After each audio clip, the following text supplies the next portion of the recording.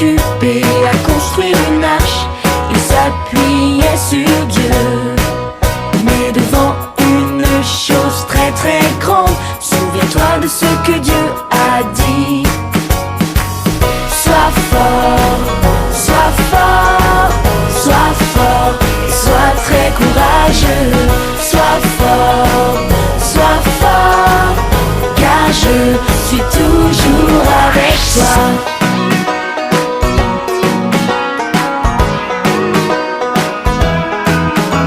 Esther s'est tenue devant le roi, Joseph trahi et vendu comme esclave.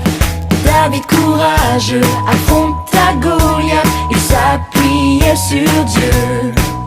Mais devant une chose très très grande, souviens-toi de ce que Dieu a dit. Sois fort, sois fort, sois fort et sois très courageux. Sois fort,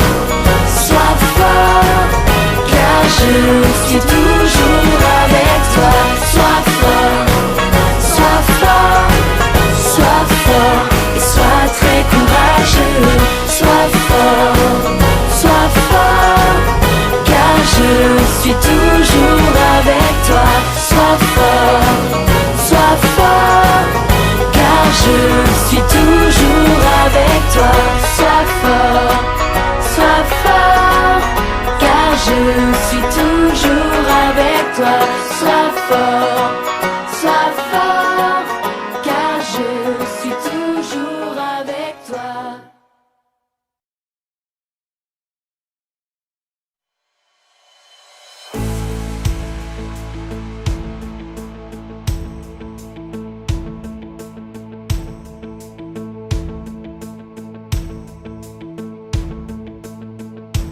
Bien-aimés frères et sœurs amis, bonjour.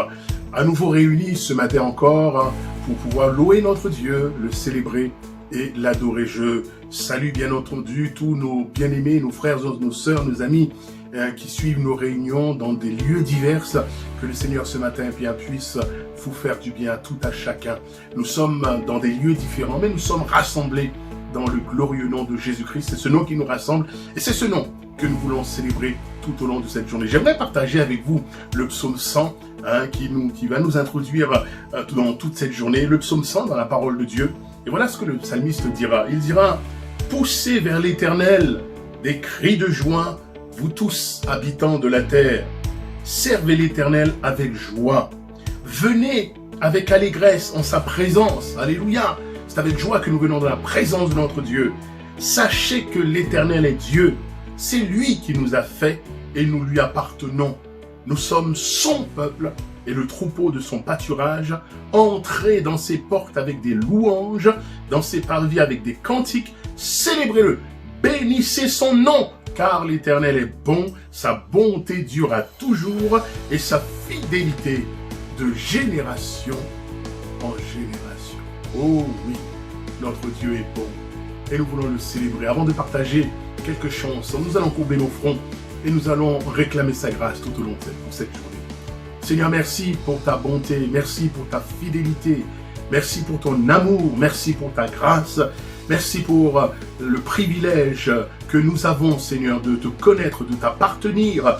Seigneur, nous sommes dans la joie de pouvoir célébrer ton nom et de pouvoir te louer ensemble. Merci pour le nom de Jésus qui nous réunit tout au long de cette journée, Seigneur. Nous voulons te chanter, nous voulons te bénir, nous voulons te célébrer ce matin, Père, dans le nom puissant de Jésus. Amen.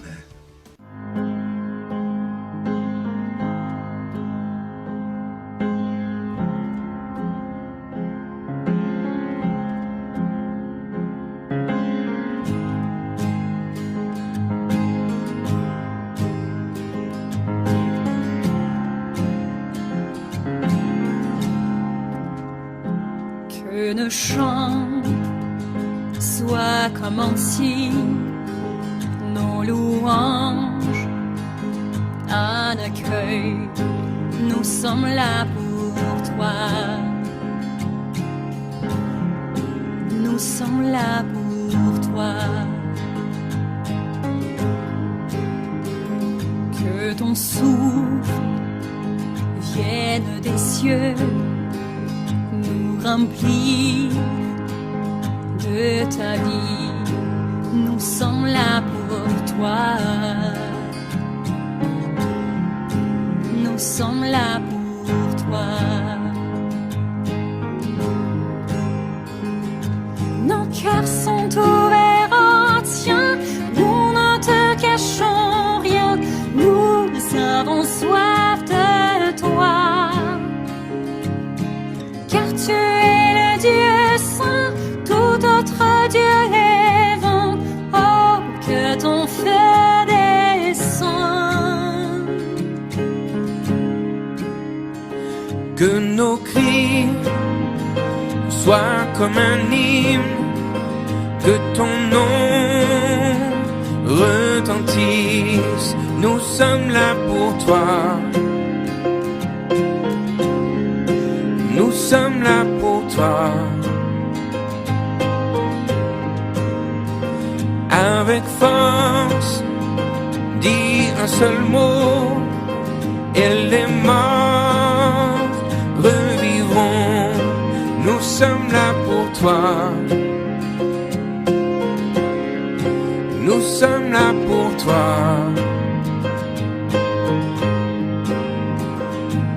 Nos cœurs sont ouverts au tien, nous ne te cachons rien. Nous avons soif de toi. Car tu es le Dieu saint, tout autre Dieu est vain. Oh, que ton feu descend. Seigneur, nous t'accueillons. Seigneur, nous t'accueillons. Ô roi et Dieu d'amour, tu es le bienvenu. Seigneur, nous t'accueillons. Seigneur, nous t'accueillons. Ô roi et Dieu d'amour, tu es le bienvenu. Que notre cœur t'adore et toute âme s'éveille. Ô roi et Dieu d'amour, tu es le bienvenu. Que notre cœur t'adore et toute âme s'éveille. Ô roi et Dieu d'amour, tu es le bienvenu.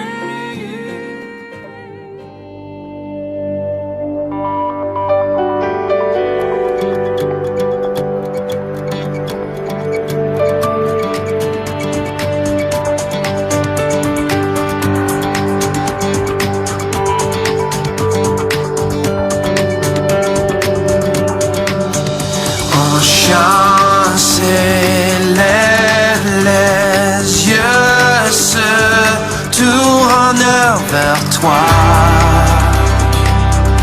se tournent vers toi.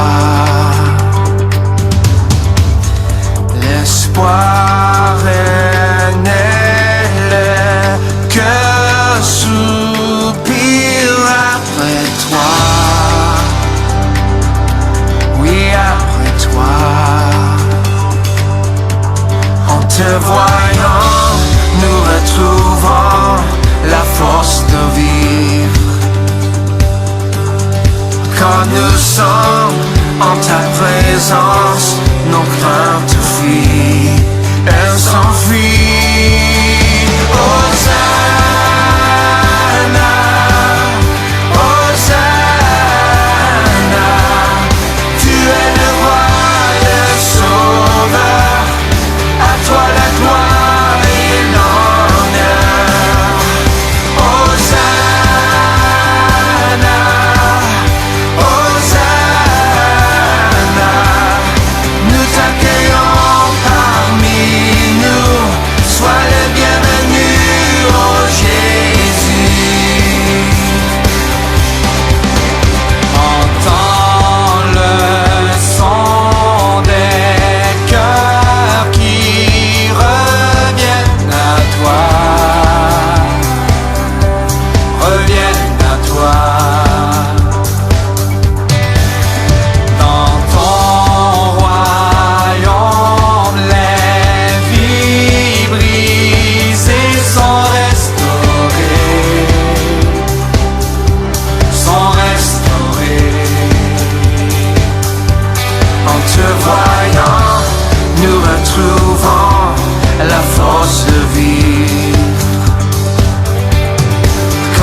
sens en ta présence, nos craintes fuient, elles s'enfuient.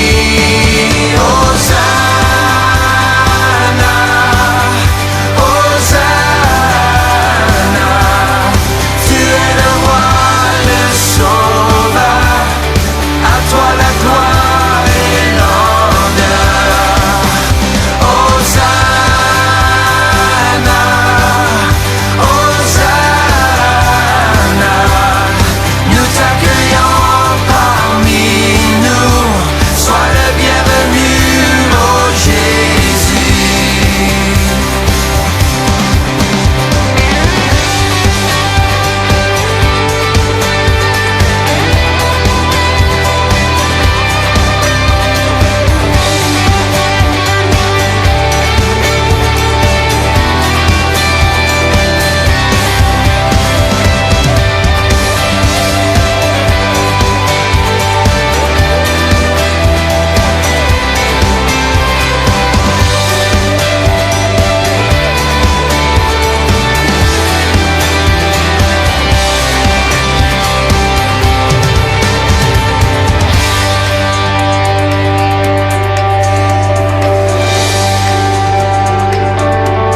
En te voyant, nous retrouvons la force de vivre. Quand nous sommes en ta présence, nos craintes fuient. En te voyant, nous retrouvons la force de vivre. Yeah! Quand nous sommes en ta présence, nos craintes fuient, elles s'enfuient. Hosanna, Hosanna, tu es le roi, le sauveur, à toi la gloire et l'honneur. Hosanna, Hosanna, nous t'accueillons parmi nous, sois le bienvenu, ô Jésus. Hosanna, Hosanna, tu es le roi, le sauveur, à toi la gloire et l'honneur. Hosanna, Hosanna, nous t'accueillons parmi nous, sois le bienvenu, ô Jésus. Sois le bienvenu.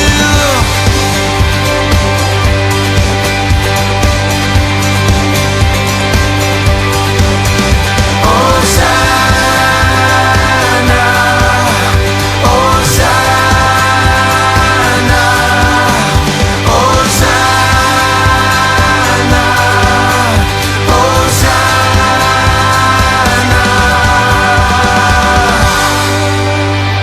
Oh Jésus.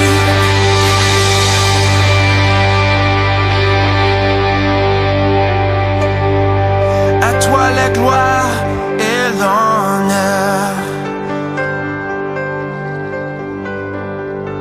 Oh Jésus.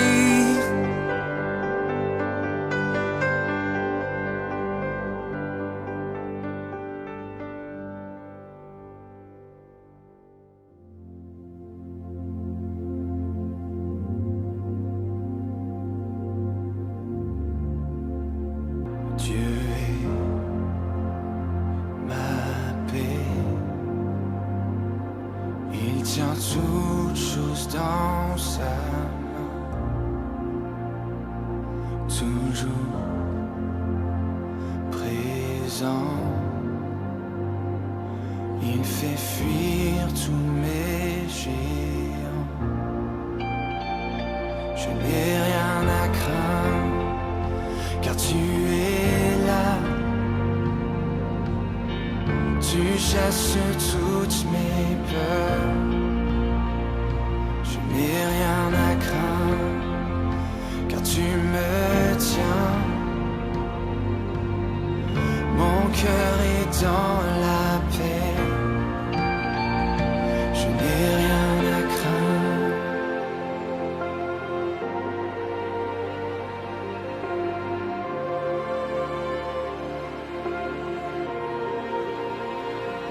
Dieu est fidèle, tout ce qu'il dit s'accomplit dans son repos. Ma foi s'aligne à sa grâce, je n'ai rien à craindre, car tu es là. Tu chasses toutes mes peurs, je n'ai rien à craindre, car tu me tiens. Mon cœur est dans la paix, je n'ai rien à craindre.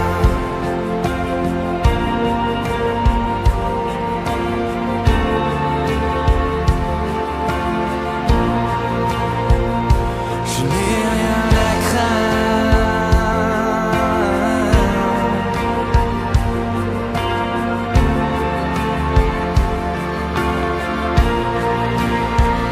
Oui, le bonheur et la grâce m'accompagneront toute ma vie, toute ma vie. Oui, le bonheur et la grâce m'accompagneront toute ma vie, toute ma vie. Oui, le bonheur et la grâce m'accompagneront toute ma vie, toute ma vie. Oui, le bonheur et la grâce m'accompagneront toute ma vie, toute ma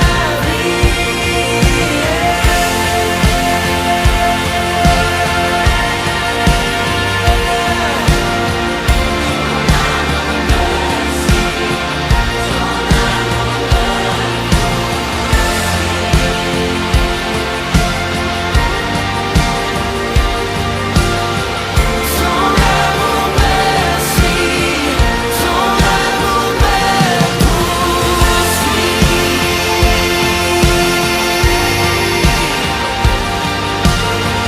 Son amour me suit, son amour me poursuit.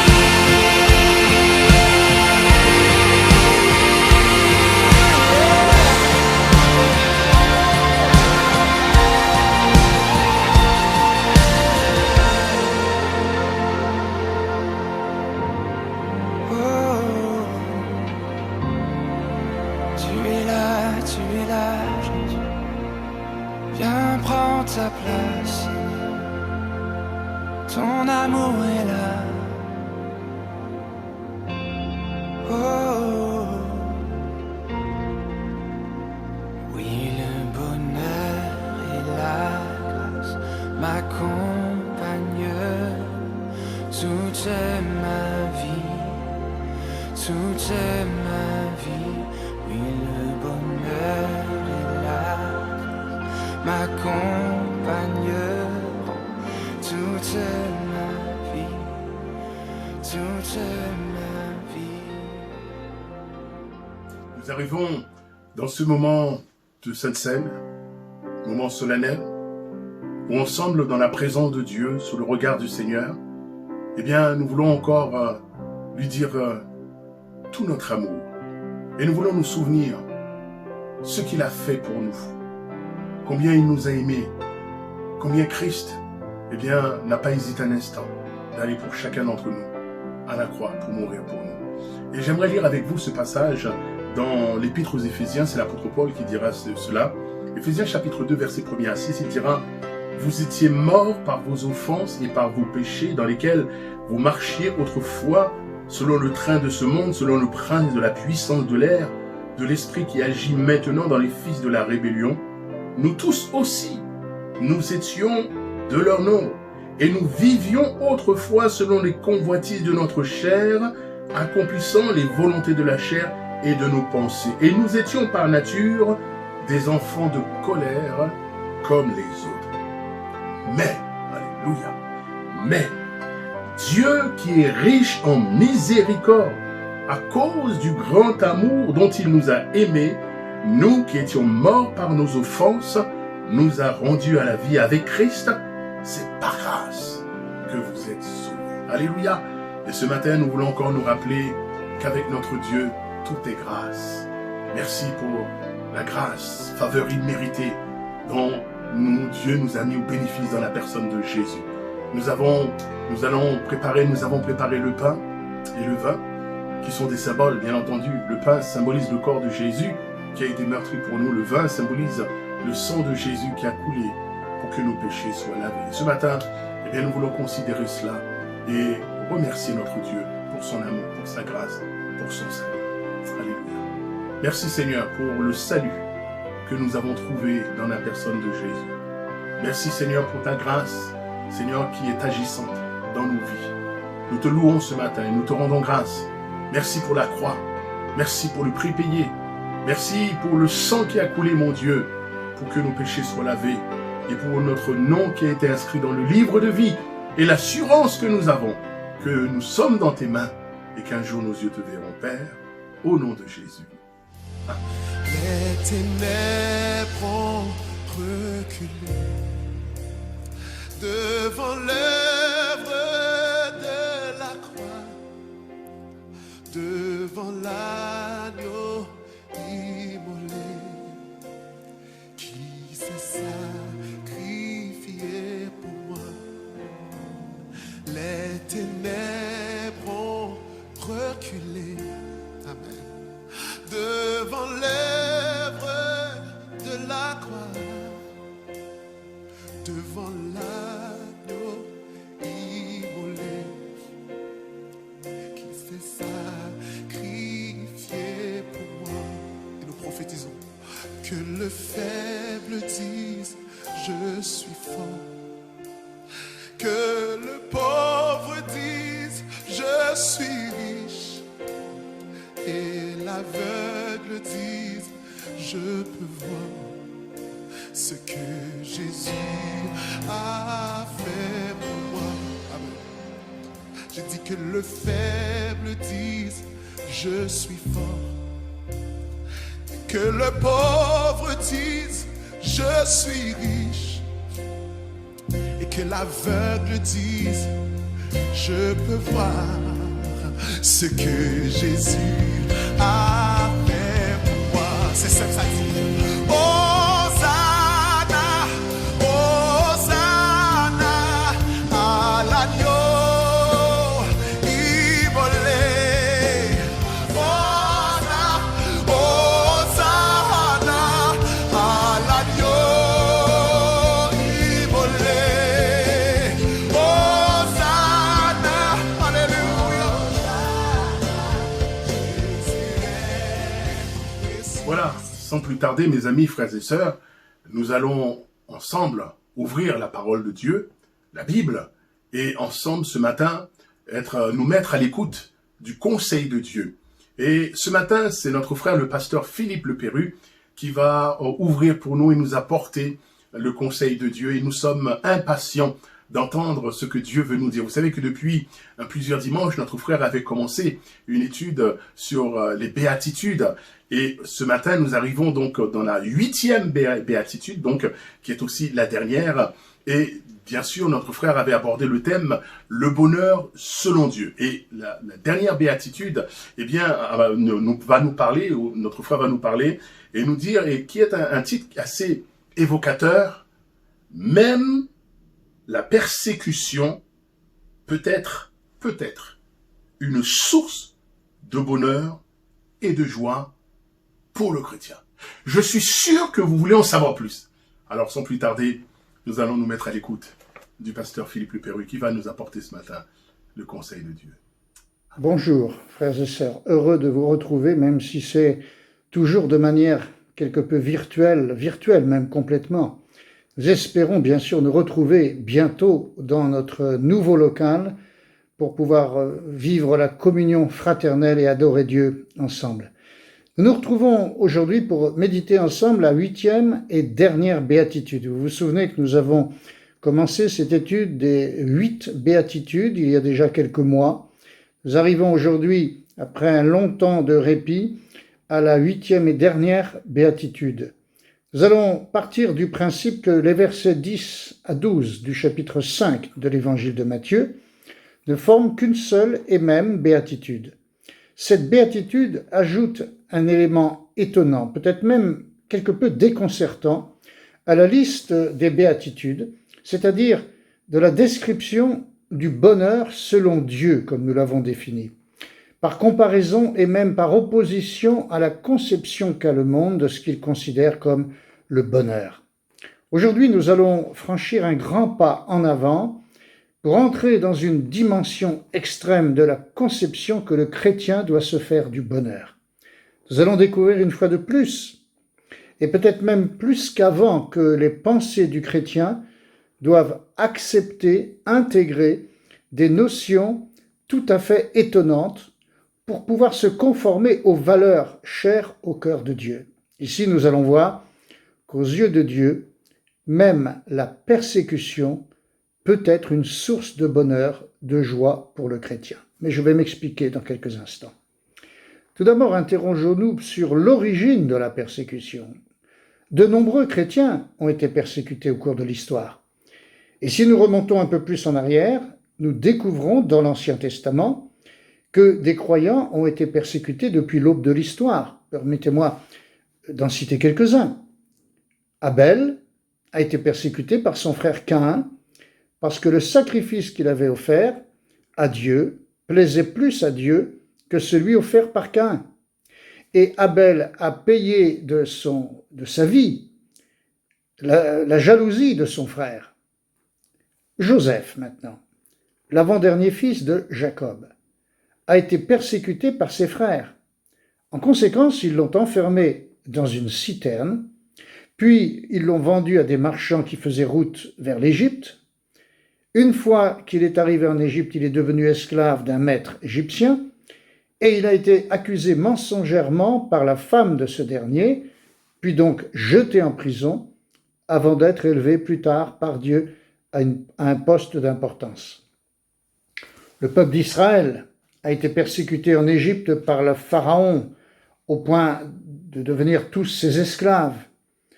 Plus tard, bien plus tard, le prophète Jérémie a été persécuté par ses compatriotes parce que son message ne plaisait pas. D'autres prophètes ont subi le même sort, comme Daniel qui a été jeté dans une fosse où se trouvaient des lions. Mais Dieu l'a protégé et il en est sorti indemne. La persécution des croyants n'a pas cessé avec l'arrivée de la Nouvelle Alliance. Jean-Baptiste a été persécuté, mis à mort par Hérode le tétrarque, parce qu'il avait dénoncé le comportement immoral de ce souverain par rapport à la parole de Dieu. Jésus, par-dessus tous, a été harcelé et persécuté par les chefs religieux de son temps et a fini par être crucifié à Jérusalem avant que Dieu le ressuscite 2 jours plus tard. Et ici, nous devons faire une pause, car la mort de Jésus, au-delà de son caractère expiatoire, a marqué les fondements de la persécution des croyants. Pourquoi les croyants sont-ils persécutés encore aujourd'hui dans un certain nombre de pays du monde? La cause de tout cela est spirituelle. Le monde ne peut pas comprendre et accepter le christianisme, le vrai. Celui qui se nourrit vraiment de Dieu et vit pour lui. Le monde ne peut pas comprendre et accepter ce que le chrétien représente. Notre vie a de nouvelles normes, un nouveau but, un nouveau centre. Et cela, le monde ne peut pas le comprendre et l'accepter. Jésus l'avait prédit pendant son ministère terrestre quand il avait dit à ses disciples « Si vous étiez du monde, le monde aimerait ce qui est à lui. Mais parce que vous n'êtes pas du monde et que je vous ai choisi du milieu du monde, à cause de cela, le monde vous hait, vous déteste. Il y a une inimitié profonde entre ce qui vient du monde et qui lui appartient et ce qui est dans le cœur du chrétien, depuis que l'Esprit vit en lui et le conduit. Au fond des choses, il y a une divergence extrêmement profonde entre les deux. Cela ne veut pas dire que nous devons nous retirer du monde, comme le font certains, mais alors à qui peuvent-ils rendre témoignage? Non, nous ne devons pas nous retirer du monde. Nous devons simplement nous rappeler ces paroles de Jésus. « Je ne te prie pas, dit-il en parlant à son Père dans le jardin de Gethsémanée, je ne te prie pas de les ôter du monde, en parlant de ses futurs disciples, mais de les garder du malin. » Nous pouvons faire confiance au Seigneur pour nous garder, mais nous devons également nous attendre à connaître des difficultés. Maintenant, nous devons bien sûr également faire preuve de sagesse et ne pas exciter ou provoquer les gens du monde à notre égard. Comme Jésus, nous devons nous conduire au sein de ce monde d'une manière exemplaire, afin d'être des témoins authentiques de sa grâce et de son amour. Rappelez-vous ces paroles de l'apôtre Pierre. Au milieu des païens, ayez une bonne conduite, afin que là où ils vous calomnient comme faisant le mal, ils voient vos œuvres bonnes et glorifient Dieu au jour de sa visite. C'est écrit dans 1 Pierre, chapitre 2, verset 12. De par le monde et depuis le jour de la Pentecôte, en commençant par les chrétiens de la première Église, celle des Actes des Apôtres, les chrétiens ont toujours connu à un moment ou à un autre, parfois pendant de courtes périodes, parfois pendant de beaucoup plus longues périodes, ils ont toujours connu la persécution. Cela s'est vérifié dans tous les siècles. Et même lorsque l'empereur Constantin a décrété au IVe siècle de notre ère que le christianisme allait maintenant devenir la religion officielle de l'État, cela n'a pas empêché que par la suite, des chrétiens ont été persécutés de nouveau, dans tous les siècles. Et aujourd'hui, peut-être plus que jamais, dans différents pays du monde, des chrétiens aujourd'hui sont persécutés, harcelés, menacés de mort, poursuivis, arrêtés, condamnés à mort, exécutés, et d'autres voient leur maison ou leur église brûlée volontairement, condamnés à mort de la part de fanatiques religieux, comme cela a été le cas au XXe siècle de la part de gouvernements athées. Revenons maintenant à nos versets du jour. Nous allons d'ailleurs les lire. Voici ce que nous lisons dans Matthieu 5, versets 10 à 12. Jésus dit : « Heureux ceux qui sont persécutés à cause de la justice, car le royaume des cieux est à eux. Heureux serez-vous lorsqu'on vous insultera, qu'on vous persécutera, et qu'on répandra faussement sur vous toutes sortes de mal à cause de moi. Réjouissez-vous et soyez dans l'allégresse, parce que votre récompense sera grande dans les cieux. Car c'est ainsi qu'on a persécuté les prophètes qui vous ont précédés. » Ces paroles sont fortes. Jésus non seulement dit que on est heureux lorsqu'on est persécuté, lorsqu'on est insulté, lorsqu'on est calomnié à cause de lui, bien évidemment. Et il dit même de se réjouir et d'être dans l'allégresse, parce que là-haut, dans le ciel, nous avons une grande récompense. Nous la verrons plus tard. La première chose que nous devons remarquer ici, c'est que cette huitième et dernière béatitude se termine de la même manière que la toute première. Le royaume des cieux est à eux, ou le royaume des cieux est à vous. La première béatitude disait « Heureux les pauvres en esprit, car le royaume des cieux est à eux. » Et la huitième béatitude que nous venons de lire à l'instant dit « Heureux ceux qui sont persécutés à cause de la justice, car le royaume des cieux est à eux.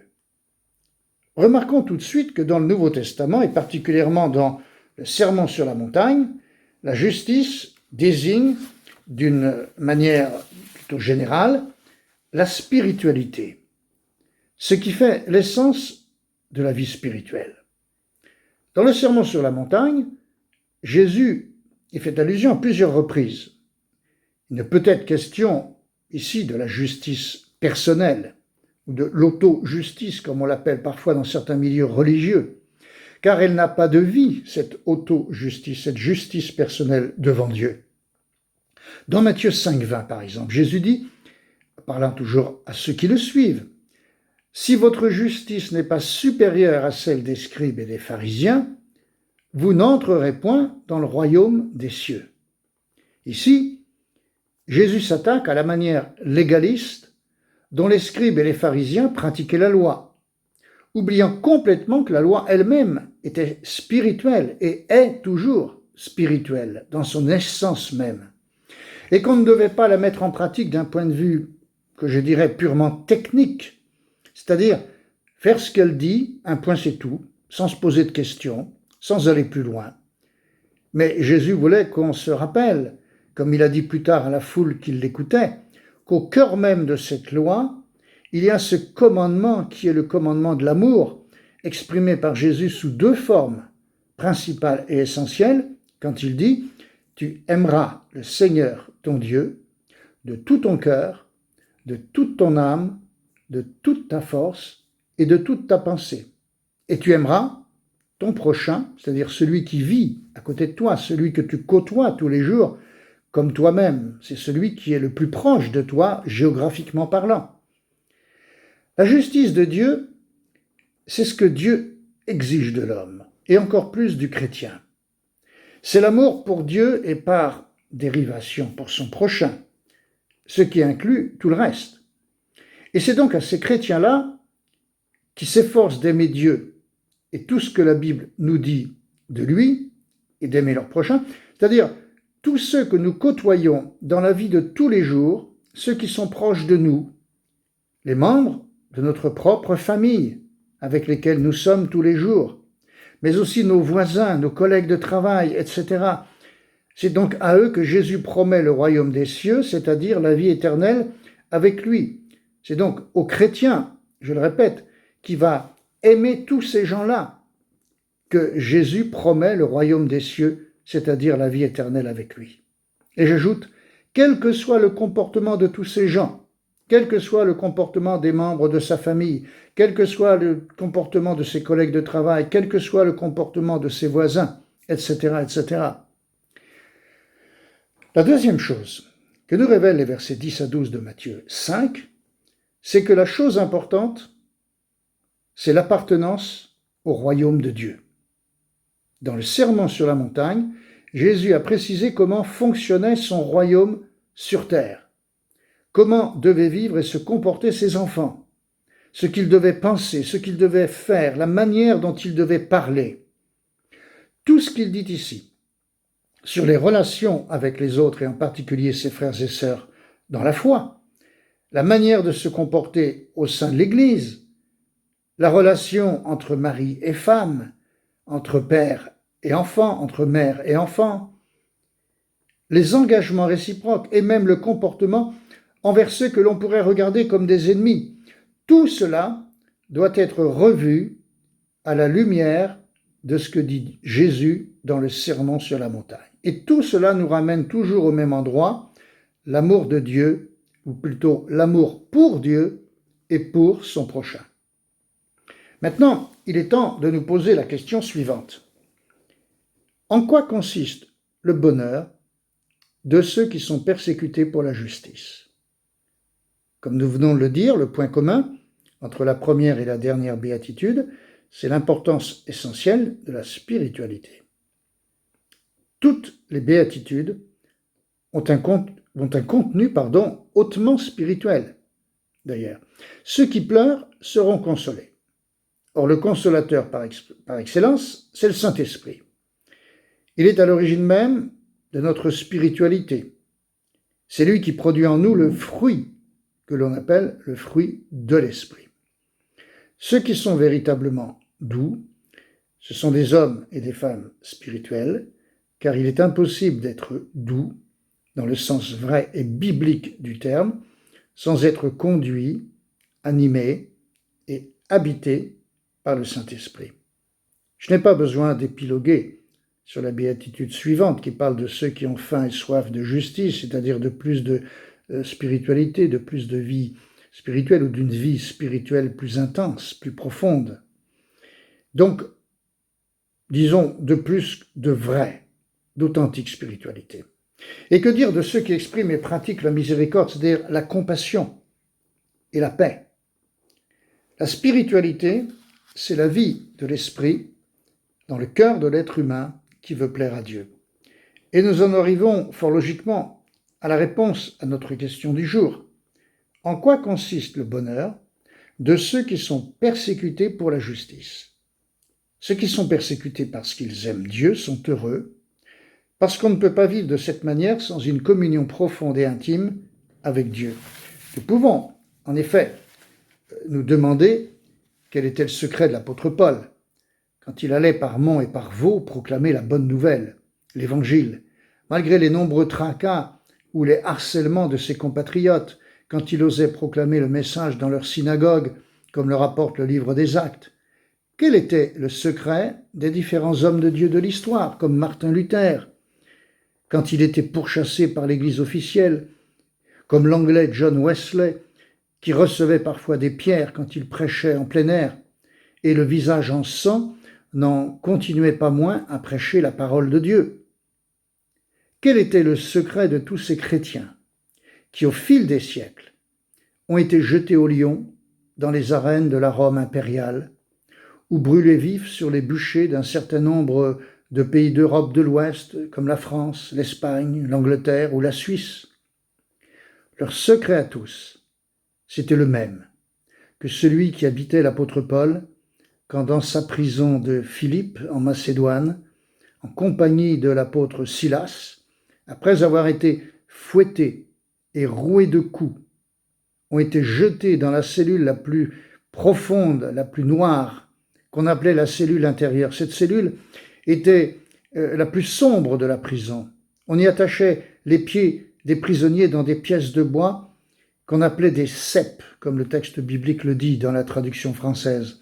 Ces ceps bloquaient les prisonniers à tel point qu'ils ne pouvaient ni s'asseoir, ni se coucher, ni éviter les crampes, comme le disent les historiens. Mais que dit ensuite le texte des Actes? Je le lis, Actes 16, 25. Vers le milieu de la nuit, Paul et Silas priaient et chantaient les louanges de Dieu, et les prisonniers les écoutaient. Mes amis, nous parlons du secret des chrétiens quand ils vivent la persécution. Jésus a dit « Heureux ceux qui sont persécutés, car le royaume des cieux est à eux. » Ils n'étaient pas heureux parce qu'ils avaient été fouettés et roués de coups, car cela n'apporte pas un bonheur particulier, comme nous pouvons l'imaginer, même si nous ne l'avons jamais vécu. Ils n'étaient pas heureux parce qu'on leur avait attaché les pieds, de sorte qu'ils ne pouvaient ni s'asseoir, ni se coucher, ni rien faire contre les crampes qui n'auraient pas manqué de venir. La Bible dit qu'ils se sont mis à prier et chanter les louanges de Dieu. Ils étaient heureux parce qu'ils savaient que Dieu était avec eux dans leur cellule, à leur côté, et que quoi qu'il arrive, ils étaient entre ses mains. Un peu comme l'apôtre Pierre, quelques chapitres plus haut, lorsqu'il était dans sa prison à Jérusalem, et qu'il avait toutes les raisons humainement parlant, de penser que le lendemain, il allait subir le même sort que l'apôtre Jacques qui avait été décapité quelques jours avant. Ils étaient heureux parce qu'ils savaient, comme Pierre, que Dieu était avec eux, à leur côté, et que quoi qu'il arrive, et même s'ils avaient été mis à mort le lendemain, ils étaient entre ses mains. Ils étaient heureux parce qu'ils vivaient dans une intime communion avec Dieu, au point qu'ils en oubliaient les souffrances propres à la terre. Alors en conclusion, que pouvons-nous dire de ces 8 béatitudes qui ouvrent le sermon sur la montagne? Le moins que l'on puisse dire, c'est qu'elles dépeignent une vie toute différente de la vie du monde. La vie chrétienne nous fait découvrir un bonheur qui ne peut pas être comparé au bonheur dont le monde rêve. C'est un bonheur qui prend sa source et tire sa vie de l'Esprit qui vit en nous et nous permet de vivre en communion étroite avec Dieu en toutes circonstances. Voyez-vous, les disciples ont vécu pendant environ 2 ans, peut-être 3, avec Jésus au quotidien.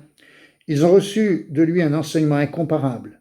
Puis le Saint-Esprit est venu en eux le jour de la Pentecôte, et jour après jour, il leur a appris à vivre l'enseignement de Jésus. Aujourd'hui, nous pouvons vivre la même réalité, connaître le même bonheur. Permettez-moi de terminer par cette parole du psaume 128, verset 1er.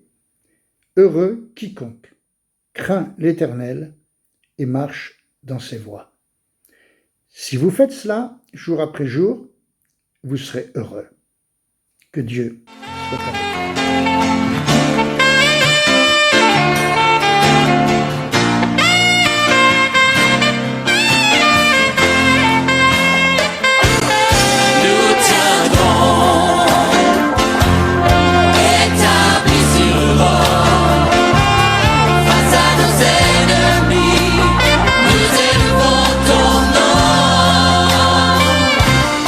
Avançons, mais nos